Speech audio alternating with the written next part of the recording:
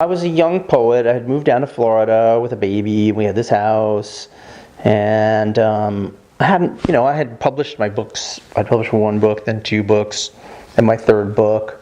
And I hadn't really won any great awards. I was published in the New Yorker when I was 25 years old. So I'd been published in great places, but I hadn't won an actual award.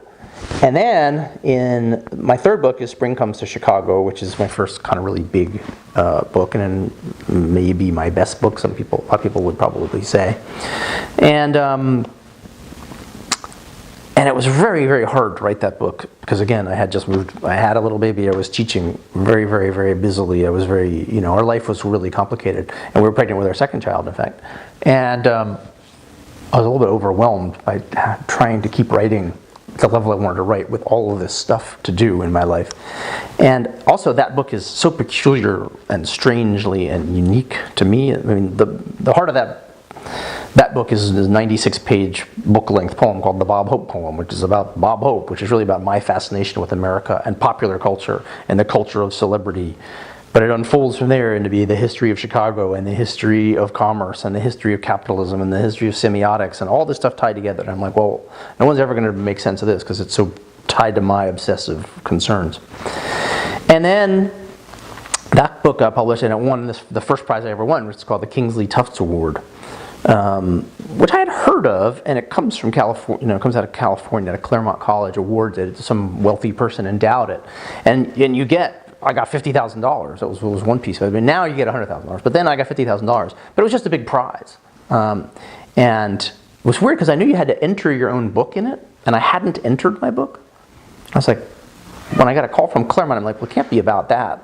It's my wife and son coming in the house. So it can't be about that prize because I didn't even enter my book. But it turns out the judges are allowed to enter books that they've seen that weren't in the official pool that they thought were interesting. And so I got entered into the pool. Anyway, I won that prize and was just in this house with my son who's walking in the door of the house, who's now 25, and was in a baby carriage. And I was just talking, and we just went. We were supposed to go to a friend's house who lived like 7-8 blocks away. And it was starting to rain. Didn't matter. We just put the baby in the baby carriage, and we just walked in the rain, with a bottle of champagne to our friend's house where there was like 10 or 15, buddies hanging out, and it was just like, I just won this prize. It's $50,000. It's this amazing thing that's happened. And that was just a totally super fun, unexpected, joyous moment. Also, as I learned afterwards, there's with winning prizes, there's a kind of lightning rod effect in that once you win one, you're on the radar of the people giving the next prize, often the case. So that, and also because the book I had written, it turned out once people started to look at it, we're like, oh, this is different and crazy obsessive. That's the kind of book we often do like to give prizes to, which I hadn't quite recognized.